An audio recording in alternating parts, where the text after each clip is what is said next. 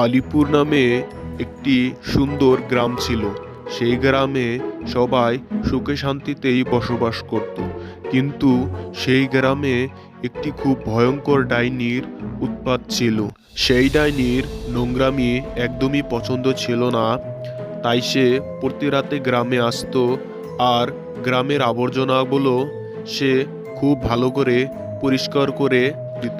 কাম শেষে ডাইনি যদি কারো কাছে ধন্যবাদ না পেত তাহলে ডাইনি খুবই ভয়ঙ্কর হয়ে যেত আর সবাইকে খুব ভয় পাওয়াতো।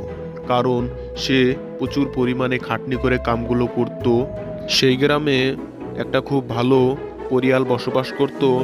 তারা হঠাৎ করে বাইরে ঘুরতে চলে যায় আর তারা ফিরে এসে দেখে কি ঘরগুলো খুব চকচক করছে।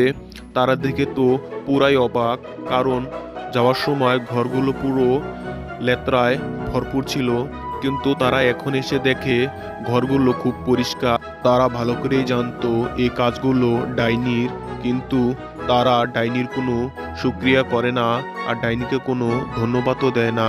আর সেখানে ডাইনি এসে যায় আর খুব রাগী হয়ে যায়, কারণ সে কাজগুলো করেছে। ডাইনি খুব রাগী হয়ে যায় আর ঘরে সবকিছু ভাঙচুর করতে থাকে আর তারা দুজনে খুব ভয় পেয়ে যায়। ডাইনি সবকিছু ভেঙে সেখান থেকে চলে যায়। সেই গ্রামে রঘু নামে একটি খুব আলসিয়ে লোক ছিল। সে কোনো কাজই করতো না। তার ঘর পুরো আবর্জনায় ভরপুর ছিল।